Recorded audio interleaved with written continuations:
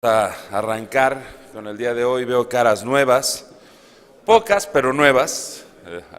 Gracias a quienes hoy nos acompañan. Mi nombre es Alonso Castellot y vamos a arrancar el día de hoy con la conferencia magistral El Estado del Desarrollo Humano Integral en América Latina. Quiero agradecer a nombre de todo el comité organizador la presencia del señor Luis Enrique Marius Martínez. Él es uruguayo, con ciudadanía italiana desde 1974. Él es ingeniero civil y ha sido parte, él fue electo miembro del Buró Político de la Central Latinoamericana de Trabajadores en 1977 y fue reelecto en 5 congresos, no aceptando la postulación en 2004. Más tarde fue parte del Consejo Directivo de la UTAL, de la Universidad de Trabajadores de América Latina, así como director general del ILACDE, el Instituto Latinoamericano de Cooperación y Desarrollo, consejero experto de la Comisión de Corporaciones Transnacionales de Naciones Unidas y presidente de CLALDELT, de la Comisión Latinoamericana por los Derechos Humanos y Libertades de los Trabajadores y los Pueblos, de 1982 a 2004, así como vicepresidente alterno de la Conferencia Mundial del Trabajo y consejero asesor del Pontificio Consejo de Laicos.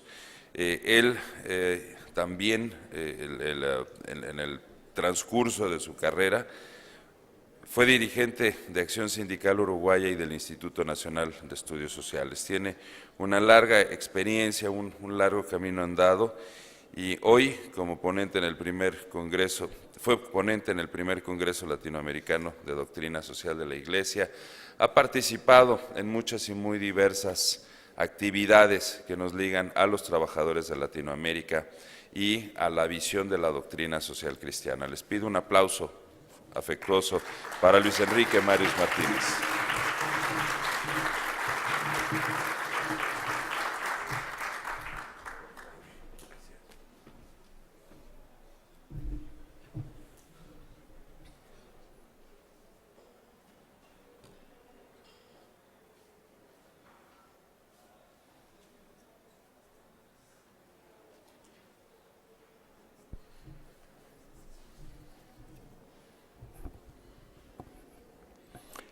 Muy buenos días a todos.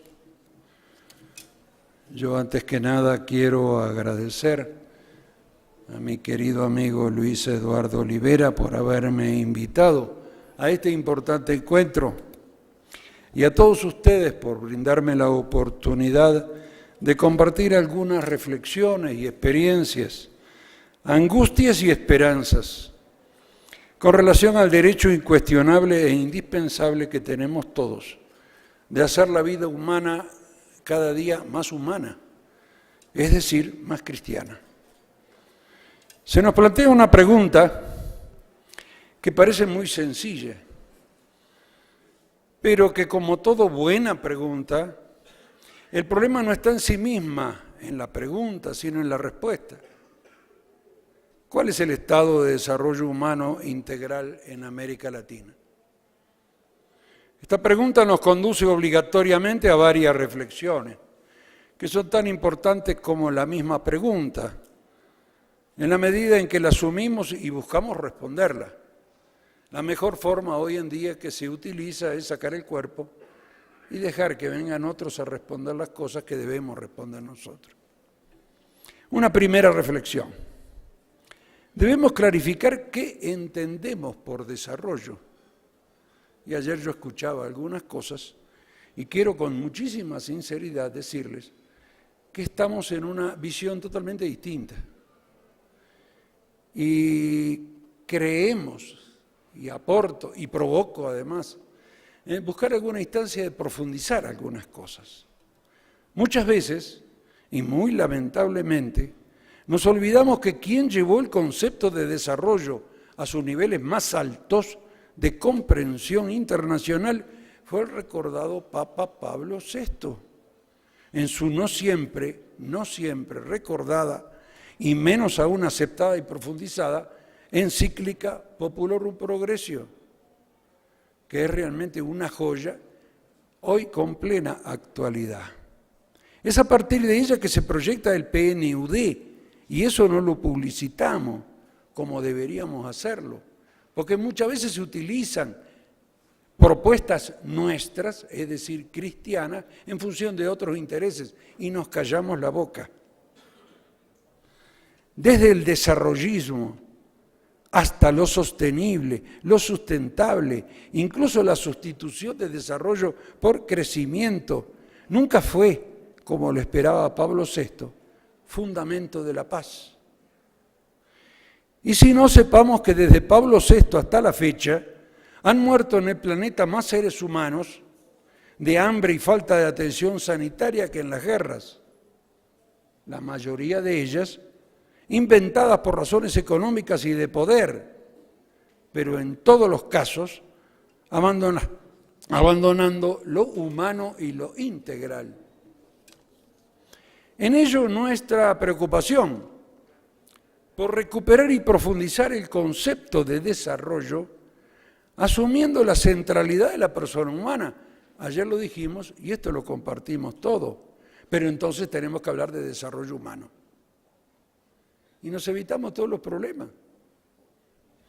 Y es una dimensión integral, ya sea de la misma persona, incluyendo su sentido de trascendencia, como del propio desarrollo, un desarrollo ético, cultural, económico, social, político, medioambiental, etc.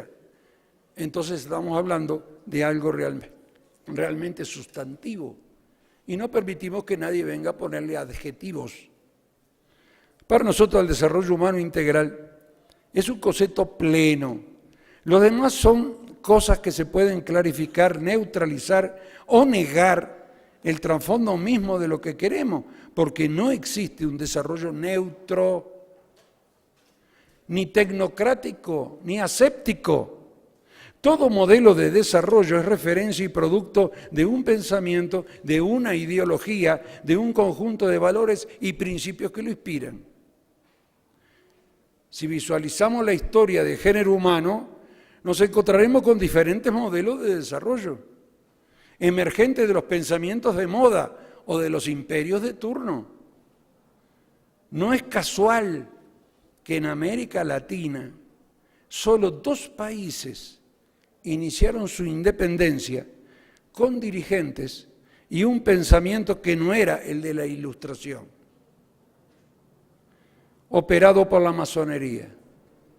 Y lo digo con mucho orgullo, en México y en Uruguay, porque aquí uno de los principales héroes de la independencia fue Morelos, a quien tuvimos que hurgar para conseguir buenos libros de su historia, porque durante muchos años ha quedado eso bastante tapadito y es normal, como han hecho con Artigas en Uruguay, que era terciario franciscano. Todos los demás en América Latina estaban, por supuesto, en el pensamiento de moda, como hace unos años atrás todo el mundo era neoliberal en América Latina, porque no ser neoliberal como que era una cosa rara. Yo por lo menos tengo la gracia de ser muchas veces raro y de decir lo que pienso. Fundamentalmente trato de pensar lo que digo, cosa que no es muy común. Si visualizamos la historia, más cerca de nuestro tiempo, podemos caracterizar 2 modelos de desarrollo que toman al capitalismo, no a la persona humana, al capitalismo como referente. Uno de ellos fundado sobre el capitalismo de Estado, donde en términos generales se intenta garantizar la justicia al precio de la libertad y finalmente nos quedamos sin libertad y sin justicia. Y ha fracasado.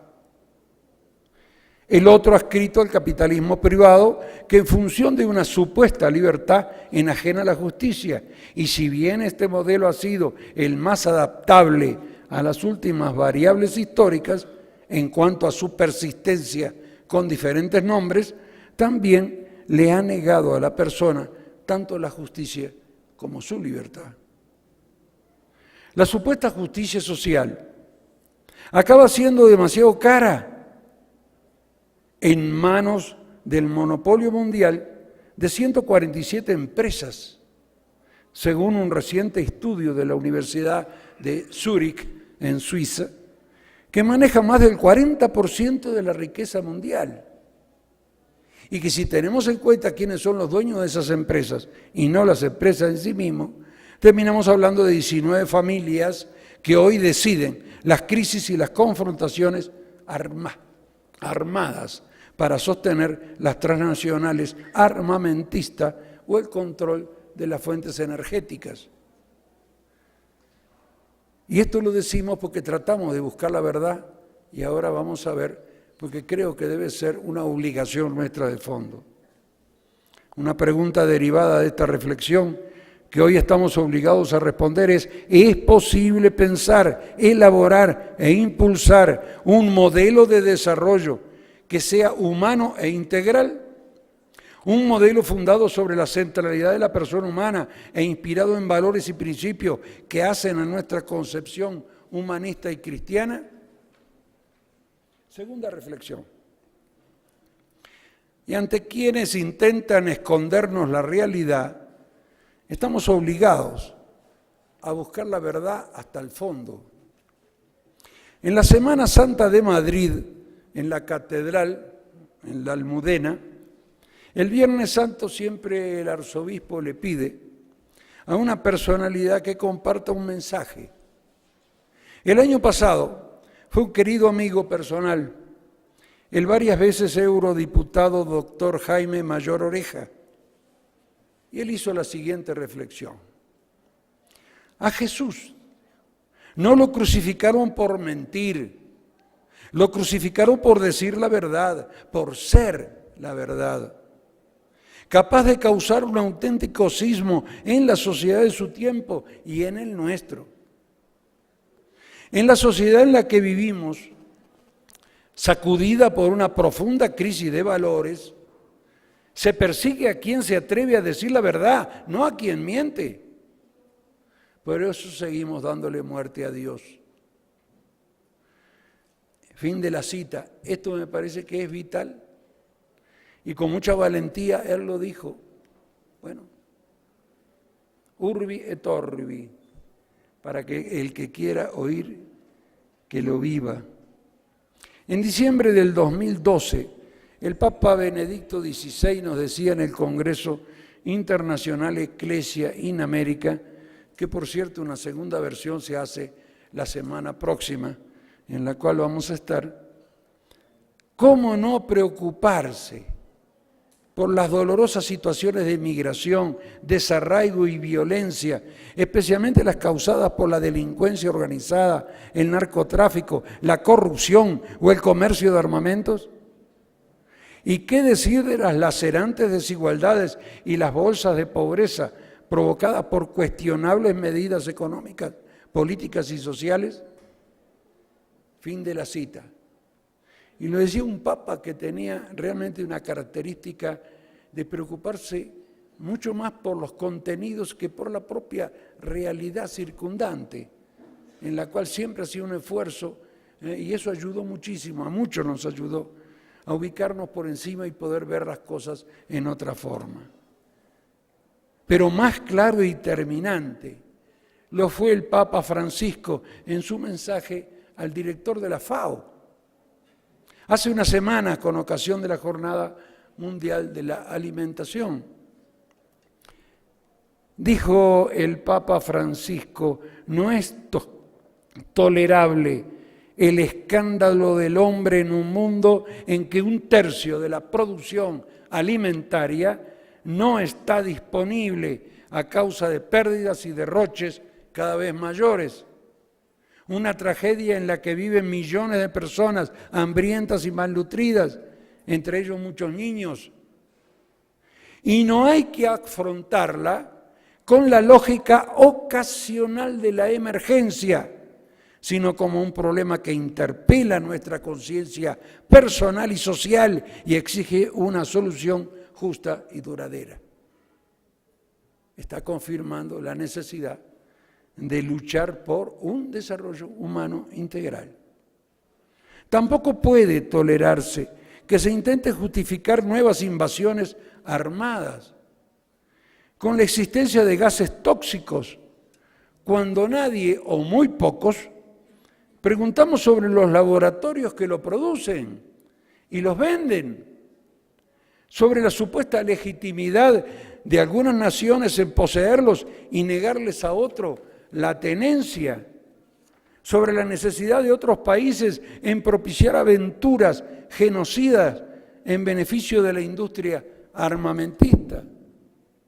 Más aún cuando voceros de las 19 familias que detentan el mayor poder económico y político mundial consideran eliminar el concepto de soberanía para dar lugar a un nuevo orden mundial con un centro único de decisión planetaria. Si hay un hecho por demás evidente, es que los avances en materia de comunicación de ninguna manera han significado un avance en reducir las mentiras y las manipulaciones, todo lo contrario. Y esto nos obliga a ser mucho más críticos en las cosas que nos dicen, en las que escuchamos, en las que vemos. Tercera reflexión. ¿Qué nos dicen del desarrollo de los organismos responsables intergubernamentales? Como se afirma en el PNUD, una clara derivación del espíritu de la encíclica Populorum Progressio, el desarrollo humano es un proceso de ampliación de las opciones de las personas. Y lo dice el PNUD, el desarrollo humano. No habla ni de sustentable ni nada por el estilo. En principio, estas opciones pueden ser infinitas y pueden cambiar en el tiempo. Esto es texto del PNUD. Sin embargo, en todos los niveles de desarrollo, las tres opciones esenciales son llevar una vida saludable, adquirir conocimientos y tener acceso a los recursos necesarios para mantener un nivel de vida decente. Si estas opciones esenciales no están a la mano de todos, muchas otras oportunidades serán inaccesibles. Fin del texto.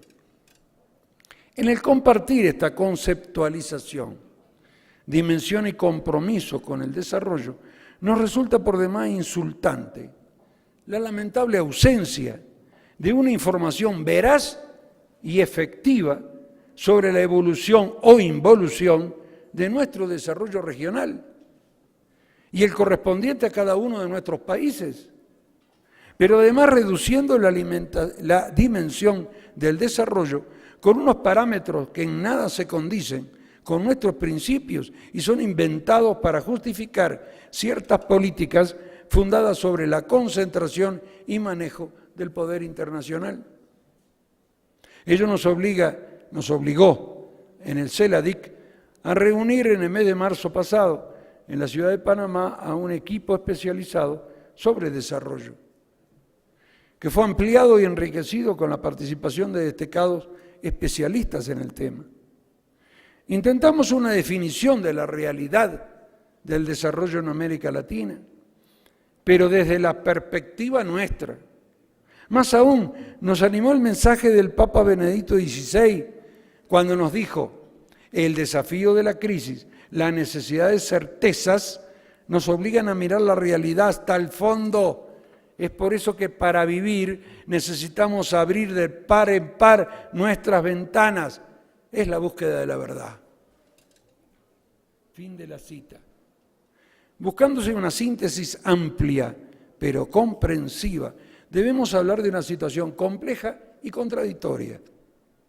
Si nos atrevemos a versiones de analistas o estadísticas de instituciones u organismos privados o intergubernamentales, es lamentable comprobar constataciones parciales que se generalizan con resultantes más afines a los intereses de quienes lo hacen que a la propia realidad.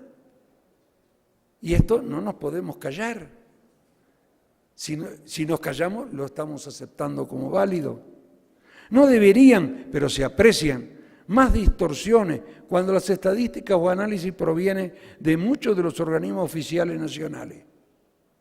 Pero adquiere una mayor relevancia la incidencia o condicionamientos provenientes de los pensamientos ideopolíticos que sustentan, animan o generaron los diversos modelos de desarrollo aplicados.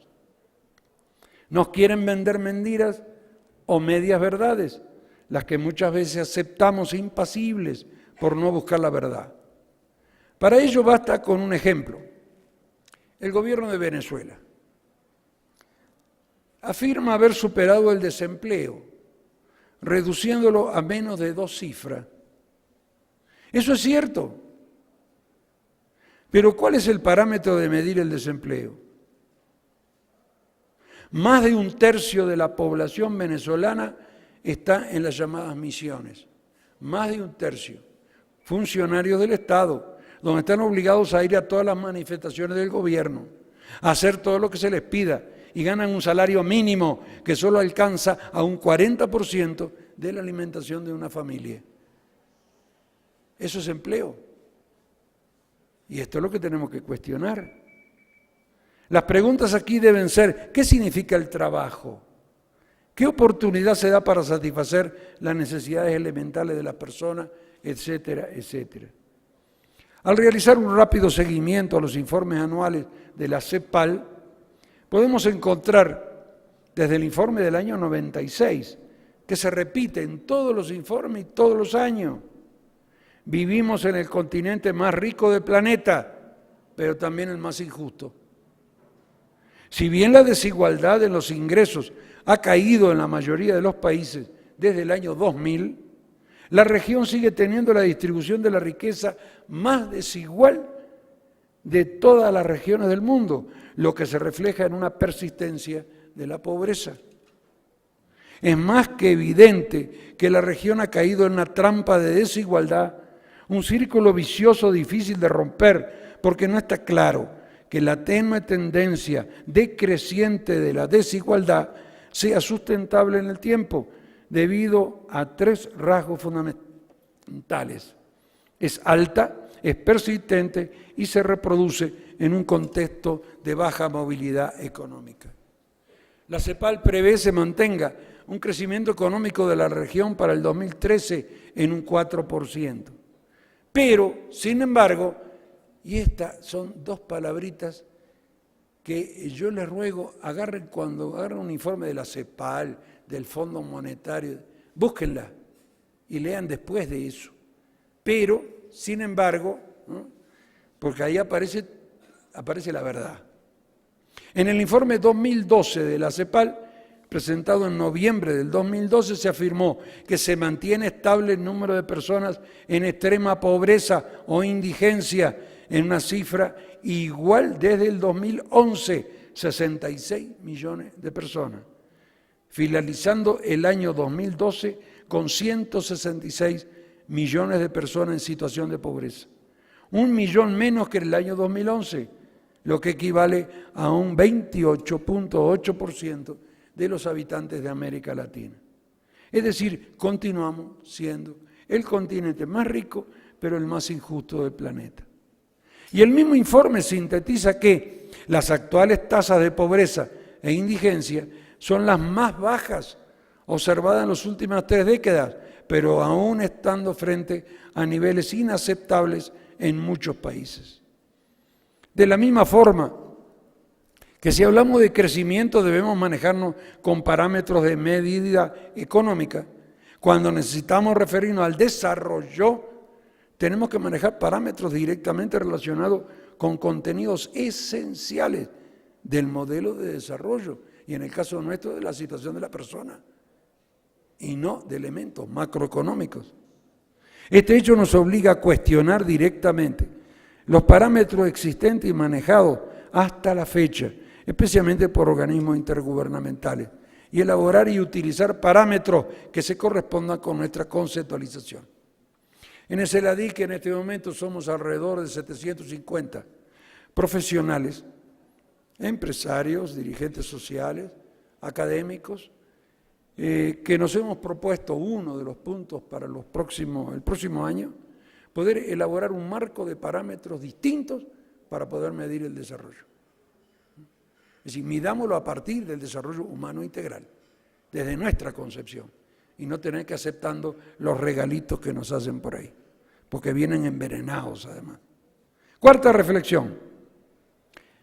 ¿Cuál ha sido nuestra responsabilidad?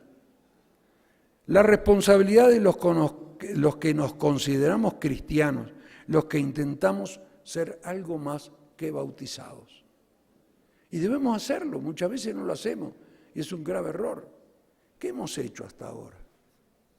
En el periodo que va, de 1980 a 1995, 15 años, en los cuales el crecimiento económico de la región latinoamericana en su globalidad aparecía como un justificativo del pensamiento neoliberal, se aprecian los datos siguientes.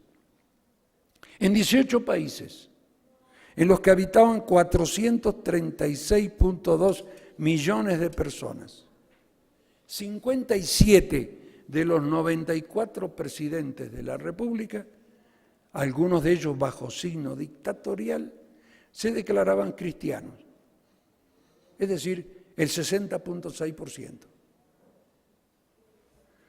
El 99 de 202 dirigentes políticos gubernamentales, además de los presidentes connotados ministros que se declaraban cristianos, es decir, era un 49%, casi la mitad.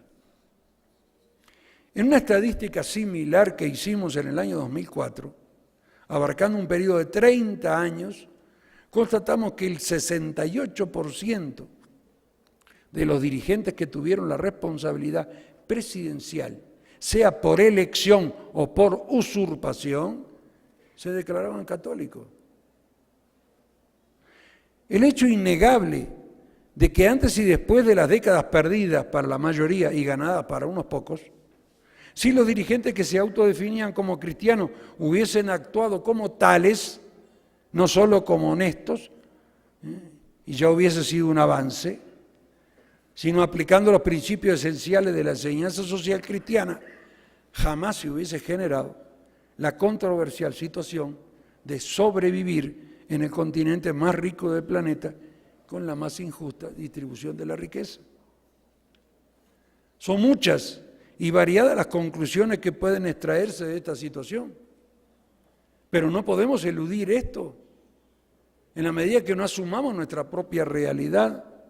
No tiene ninguna justificación adjudicarle al comunismo la responsabilidad de estas consecuencias, tampoco a las políticas sugeridas o impuestas por las diferentes formas de imperialismo capitalista o neoliberal, salvo que hayan sido asumidas como propias o los dirigentes se hayan sometido sumisamente a las mismas. Nos tenemos que preguntar, ¿no habremos incubado un proceso de privatización religiosa y hasta tolerado por la jerarquía, por las instituciones que se autodenominan cristianas y hasta por nosotros mismos, donde la dimensión de nuestros principios cristianos fueron reducidos a un momento semanal, imperando en el resto del tiempo los antivalores de una cultura sin Dios, una justicia al servicio del poder, una economía egoísta al servicio de la acumulación y una política negadora al servicio al bien común y aprovechadora del común, pero para servicio propio? Y esta es una pregunta que, si no nos la hacemos, vamos a estar ocultándonos a nosotros mismos. ¿No habremos escondido la verdadera dimensión de la enseñanza social cristiana?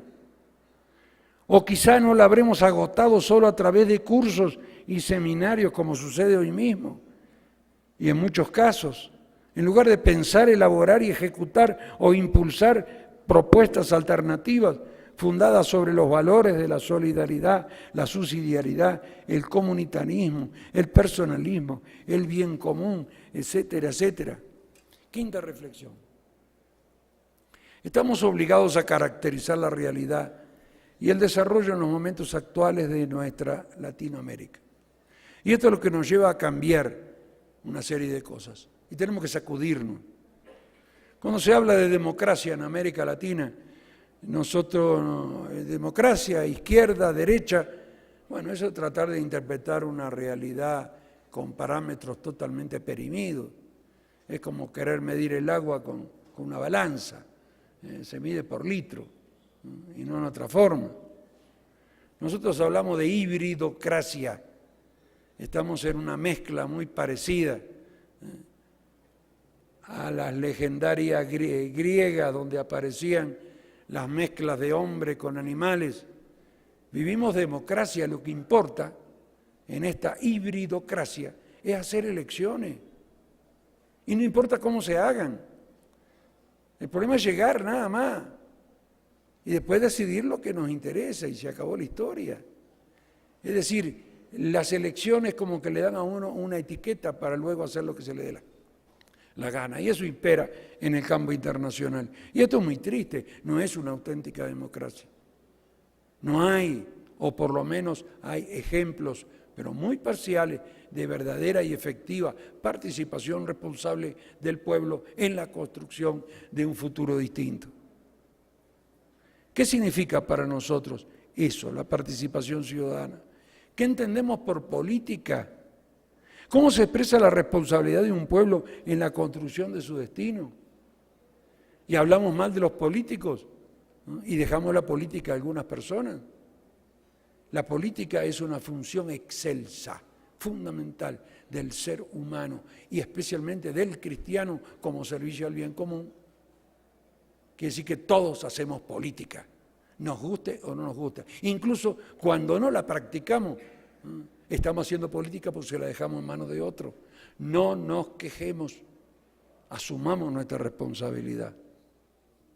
La acción política ha sido sustituida en el manejo por el neopragmatismo. Este es otro concepto que hemos profundizado. ¿Cómo se define esto? El problema es llegar al poder, entendiendo la administración del Estado como el poder. Llegar al poder sin importar el cómo, el con qué, con quiénes, ni para qué, ni quién paga, y mucho menos de decir qué es lo que vamos a hacer. No importa, el problema es llegar.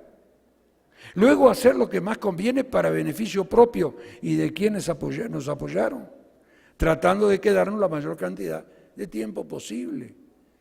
Por eso vemos que en América Latina hay una pelea hoy para tratar de ver cómo se sustituye aspectos legales, trabas legales, para poder ir a la renovación presidencial a cada rato. Y esta discusión se da en todos lados.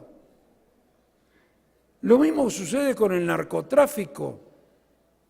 Es un fenómeno que nosotros denominamos narconegocio.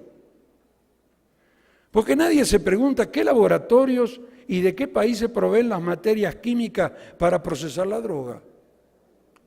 Eso no se reprime, porque están en países supuestamente desarrollados. Ni dónde están los narcodólares, ya nadie lo discute. Están todos los bancos.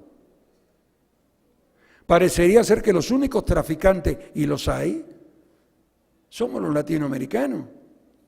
Pero nadie se pregunta cuántos dólares invierten los países autodenominados desarrollados en reducir el consumo y cuánto en armamento para combatirlo. En coherencia con la búsqueda de la verdad debemos cuestionar y cuestionarnos sobre muchos de nuestros análisis sin aceptar lo que nos quieren vender, ya sea el manipopulismo, una enfermedad derivada del neopragmatismo, o la revolución, cosa que se aplica en algunos lugares, porque eso la verdad no es la revolución, es la revolución, porque nunca se ha robado en algunos países como ahora. Una enfermedad derivada también del neopragmatismo y del manipopulismo. Hoy más que nunca necesitamos pensar con la verdad, encontrar las claves mentales que nos permitan ver nuestra realidad tal cual es, sin publicidad ni autojustificativos. Solo de esta forma podremos encontrar los caminos que nos permitan juntos enfrentar los problemas seria y responsablemente, es decir, con propuestas alternativas. En sexto lugar, la necesidad de compartir la misma interrogante que nos hicimos un grupo de dirigentes laicos en el CELADIC en el año 2007, luego que finalizáramos, porque nacimos en el 2005, y lo primero que hicimos fue un estudio sobre el diagnóstico causal latinoamericano, es decir, cuáles eran las causas de por qué estábamos como estamos. Terminamos eso y nos hicimos una pregunta, bueno, ¿y ahora qué? Y ahí es donde surgió la necesidad de que es posible pensar, elaborar e impulsar un modelo alternativo de desarrollo humano integral, diferenciado y contrapuesto a los modelos fracasados a tal momento y fundados sobre la doctrina social de la Iglesia. Y lo hicimos. No es nada dogmático. Esa pregunta que nos hicimos, diríamos, se materializó en un proceso superando la protesta por la propuesta, porque a veces es muy fácil protestar, lo más difícil es tener un contenido hacia dónde vamos. Una propuesta que para ser coherente debe asumir como centro indiscutible y sistemático a la persona humana y estar impregnado de los valores y principios que sustentan la enseñanza social cristiana. Y debe ser integral. Por lo tanto, esta propuesta nuestra tiene 5 dimensiones. En primer lugar, y creemos lo fundamental, la dimensión ético-cultural. Porque la crisis que vive América Latina, la dimensión más importante de esa crisis es una crisis ética, es una pérdida de identidad.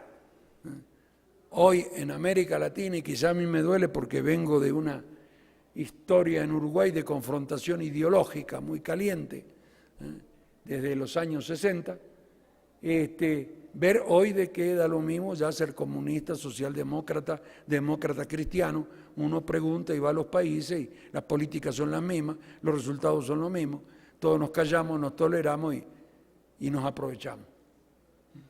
Es lamentable, pero es así. Entonces, ahí quedan pocos caminos, ahora los vamos a ver. Primero, una dimensión ético-cultural, es decir, un desarrollo fundado sobre qué valores, sobre qué tipo de sociedad. Una dimensión económica, una dimensión social, una dimensión popular donde la participación popular y política sea fundamental. Y una dimensión medioambiental donde la utilización racional y preservante del medio ambiente le garantice a las futuras generaciones poder subsistir. Y además nuestra responsabilidad como creadores de poder cuidar realmente el hermoso regalo que nos hizo el Padre. Esta propuesta de un modelo alternativo de desarrollo no es dogmática, como decíamos, ni mucho menos cerrada. Ha sido y es la referencia fundamental para la elaboración de propuestas nacionales ajustadas a cada una de las realidades y para la necesaria profundización con nuevas iniciativas en respuesta al indispensable mejoramiento. Ya en 2 países, Guatemala y Paraguay, ya hay propuestas concretas que se ajustaron al país por parte de los propios miembros de esos países y son motivo de discusión con el sector empresarial, con los sectores sociales, con las universidades, es decir, con los gobiernos en los cuales se les presenta, se les informa. Es un motivo de discusión sobre la mesa. Por lo menos nuestros planteamientos los tratamos de llevar adelante. Séptima y nada fácil reflexión. ¿Es posible cambiar los actuales dirigentes? Porque esto requiere un cambio. ¿Estamos nosotros mismos dispuestos a cambiar nuestros propios parámetros de análisis para generar nuevas condiciones de vida y de trabajo? Esto no es nada fácil. Nos convencimos después de algunos esfuerzos de que prácticamente es una tarea imposible, como la serial esa, la misión imposible. Y empezamos a profundizar y al final convocamos a un grupo de rectores de universidades. Porque nos convencimos de que de dónde salen, convencemos no, los he hecho, de dónde salen los dirigentes de nuestros países. Y salen de las universidades. Los dirigentes políticos salen de las universidades, los dirigentes económicos, los empresarios salen de las universidades, hasta los sociales salen de las universidades. Es decir, todo pasa hoy por las universidades. Qué bueno sería que los muchachos que se gradúan en las universidades por lo menos sepan de que además de un modelo que fracasó, de un capitalismo de Estado y otro modelo de un capitalismo privado que no resuelve nuestros problemas. Hay otra posibilidad de un modelo fundado sobre nuestros valores cristianos. ¿Por qué no? ¿Por qué no? Ya llevamos, en estos días empieza el tercer programa.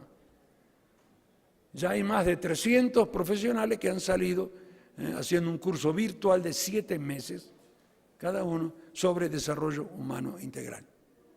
Iniciamos ese camino y lo vamos a continuar. Y ahora vamos a las maestrías, que es otro tema.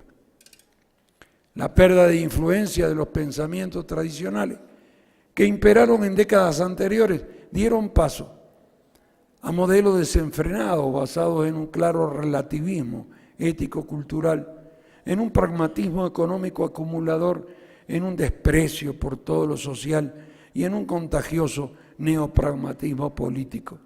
¿Cómo generar oportunidades de cambio en sectores dirigentes? Y no solamente políticos o económicos, sin generar condiciones para impulsar un pensamiento alternativo.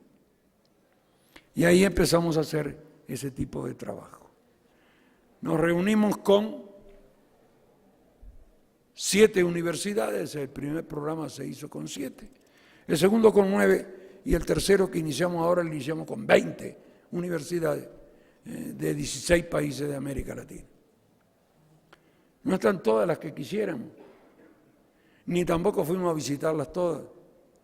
Ahí están gubernamentales, gubernamentales cuyos rectores cristianos dijeron esto tiene que ir, punto, chao. Y tiene su marco y lo decidieron y así va. Hay católicas, hay privadas.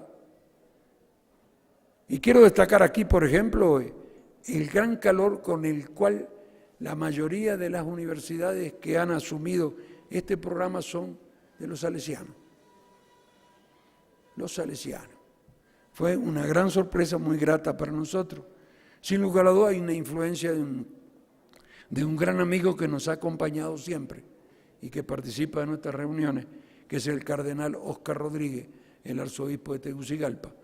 Y yo sé que por ese lado hubo alguna influencia, pero hemos logrado niveles de deserción que son los más bajos que se conocen, porque normalmente, y esa fue una sorpresa para muchos de nosotros, se calcula que un 60% de deserción es casi normal en los programas virtuales. Bueno, el primero nuestro tuvo 40%, el segundo 32%, y el tercero que vamos ahora, vamos a tratar de que sea mucho menos. Una octava reflexión. Mirando hacia el futuro, ¿cómo responder? Creativa y responsablemente a las tristes realidades en las cuales sobreviven la mayoría de los latinoamericanos.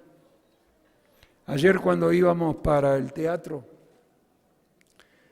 mis ángeles de la guardia, a los cuales les agradezco mucho, porque fue muy grato hacer nuevos amigos, los que me acompañaron, me decían, cuando viene el frío así es preocupante en el Distrito Federal porque hay una cantidad enorme de gente pobre que sufre mucho del frío.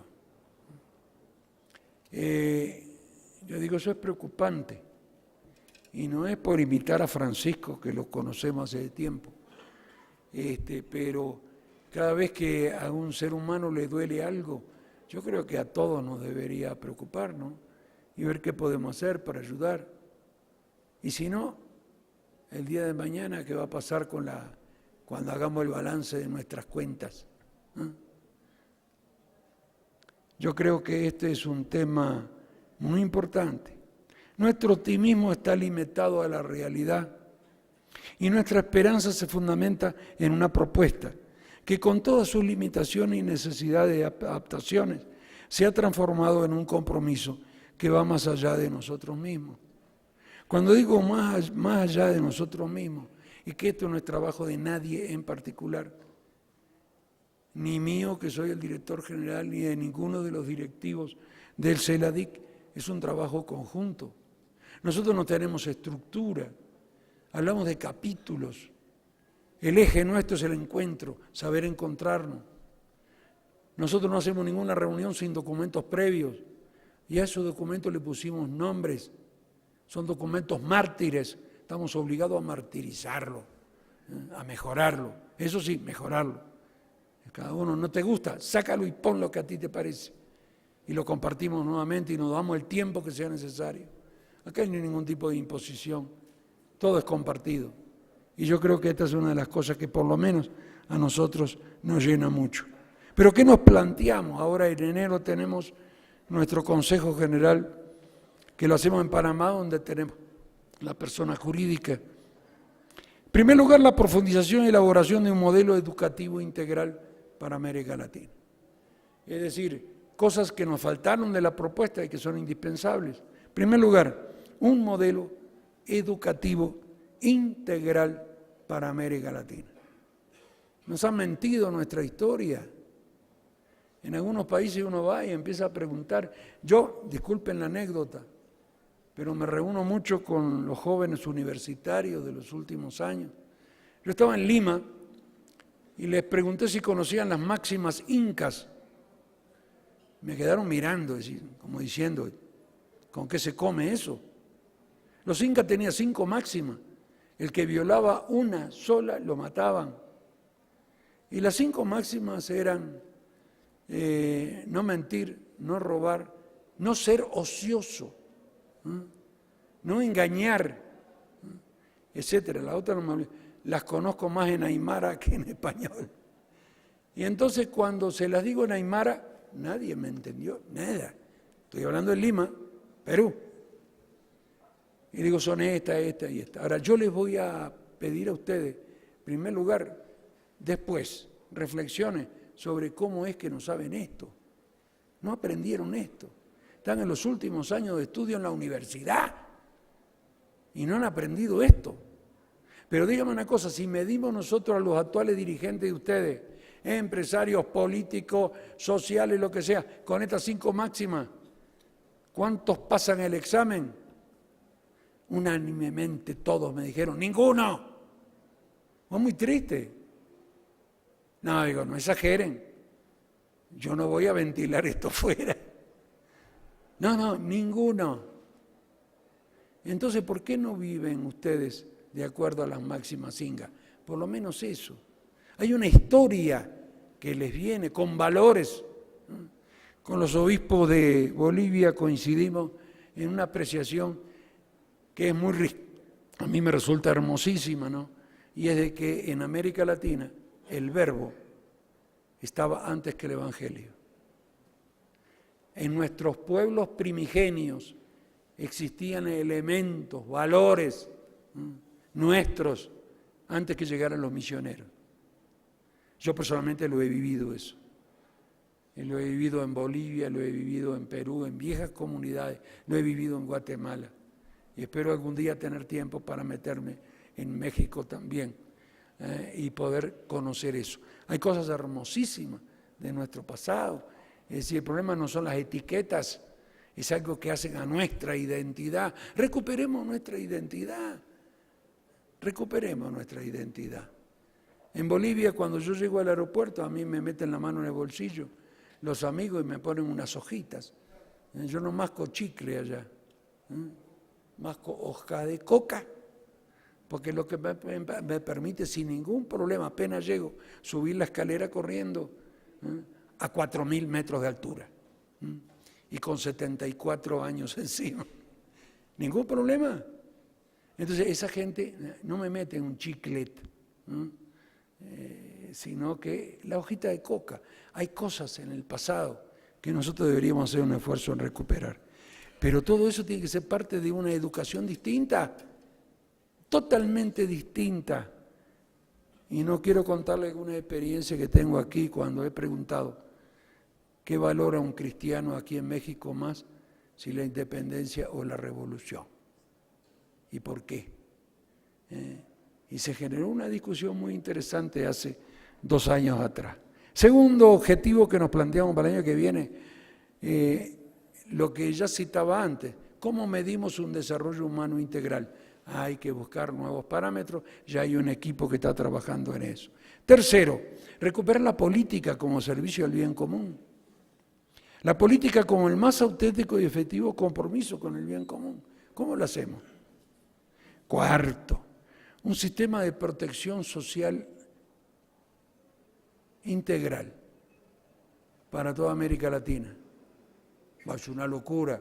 Sí, es una locura, pero muy bueno, ¿o no? Eso no se puede financiar. Bueno, yo demostré de que las 3/4 partes ya estaría financiado si dedicamos a la seguridad social de los latinoamericanos lo que se gasta en armamentos en América Latina. Si tenemos una mayoría de presidentes que se dicen cristianos, señores, somos nosotros que tenemos que agarrar y pararlo contra la pared y decirle, mire, queremos esto no. Entre nosotros no vamos a matar, no queremos armas, pero sí garantizar una sociedad, una seguridad social integral para todos los latinoamericanos. Finalmente, todo el tema de la Comunidad Latinoamericana de Naciones, que no son las payasadas de las reuniones que hacen las famosas cumbres, donde no acuerdan nada y lo que acuerdan no lo cumplen, y que por detrás se hacen muchos negocios. Estoy terminando. Una novena reflexión me transporta a mi pasado y uno no puede desprenderse de eso. No se puede vivir del pasado, ¿no? Pero el que no es capaz de recordarlo no puede interpretar el presente. De pequeño me enseñaron en mi casa y en el colegio que debía amar a las personas y saber usar las cosas. Hoy la sociedad en que vivimos me presiona para que ame a las cosas y use a la persona. Un amigo muy querido decía, yo no quiero vivir inútilmente, y esa es mi obsesión, es la mía también. Nuestra vida debe ser rica y plena, vivir incansablemente a partir del descubrimiento del amigo que nos ha revolucionado la vida entera, Cristo. Por ello, en todas y cada una de las graduaciones del segundo programa virtual sobre Derecho Humano Integral en América Latina, y la recorrimos toda en 6 meses, en toda América Latina, yo les he dicho a los cristianos que intentamos ser algo más que bautizados, solo nos quedan 2 caminos a recorrer. No hay otro, 2. Uno, el de la complicidad ante todo lo que nos oprime y condiciona, o oprime y le niega alternativas a la mayoría de nuestros hermanos, incluso bajo distintas formas e intentos nuestros de justificación. El otro es la rebeldía, una rebeldía responsable y esperanzadora a partir del encuentro, de donde surgen las propuestas concretas para hacer la vida humana cada día más humana, es decir, más cristiana. Hace pocos días el Papa Francisco, nos cuesta todavía decirle Papa Francisco, vivimos la consecuencia de una decisión mundial, decía él, de un sistema económico que nos lleva a una tragedia, un sistema económico que tiene en el centro un ídolo que se llama dinero. Esto lo citaba, creo que ayer, uno de los panelistas. Dios ha querido que en el centro esté el hombre y la mujer y que lleven adelante el mundo con su trabajo, mucho amor y no con el dinero. Por eso yo quiero felicitar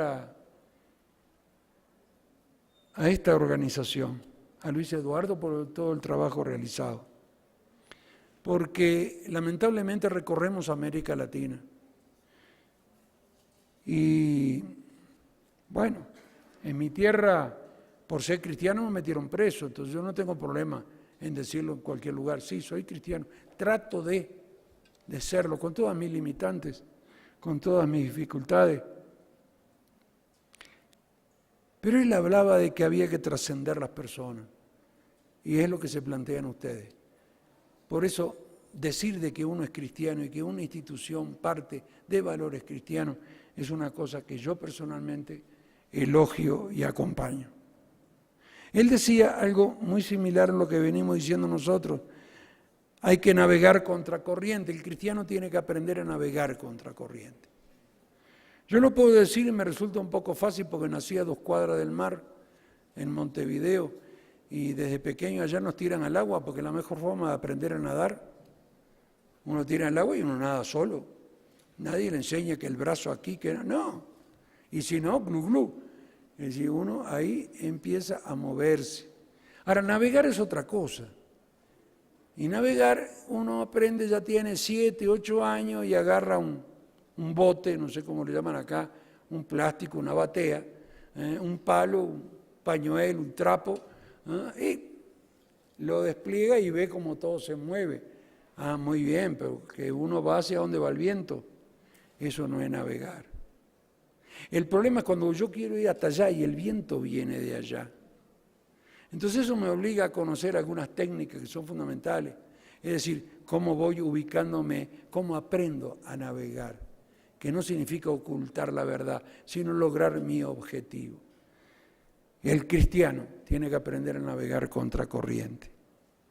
Es la misma preocupación que expresa el Papa Francisco cuando el 28 de octubre pasado afirmaba: debemos repensar la solidaridad, ya no como simple asistencia a los más pobres, sino como el replanteamiento global de todo el sistema.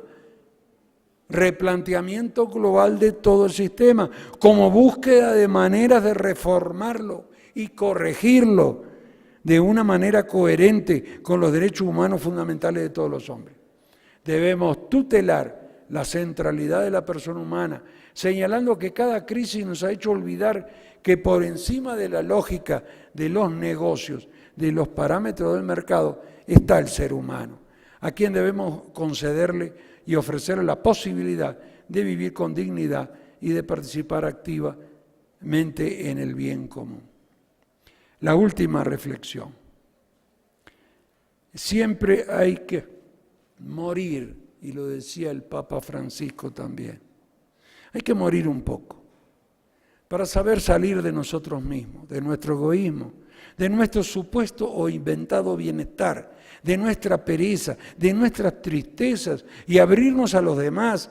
Imitemos a los mártires, pidamos su intercesión para ser cristianos concretos, con obras y no con palabras, para no ser cristianos mediocres, es textual de Francisco, barnizados de cristianismo, pero sin sustancia. Seamos fermento de esperanza, artífice de hermandad y de solidaridad.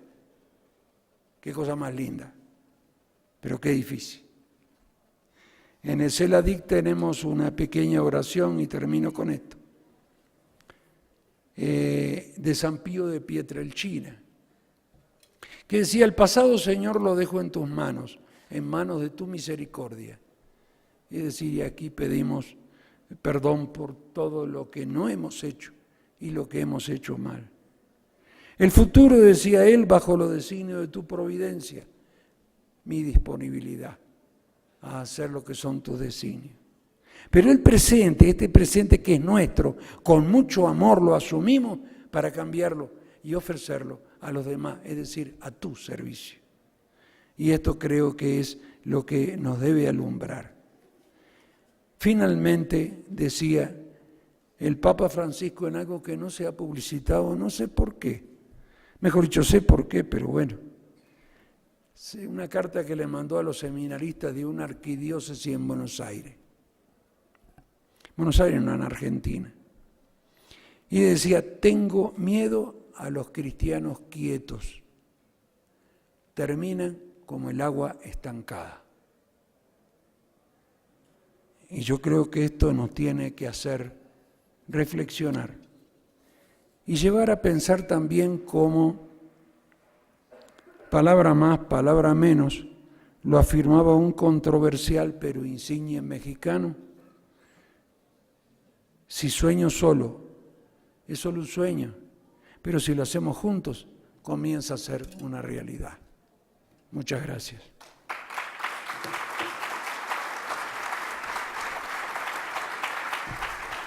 Brillante la exposición de don Luis Enrique Marius, director general del Centro Latinoamericano para el Desarrollo de la Integración y Cooperación. Le ruego ahora a Alberto Sandoval, de Ciscal, y naturalmente Luis Olivera, por parte de Empresa Responsable, pasar al frente para agradecer estas palabras, para agradecer esta conferencia a Luis Enrique Marius.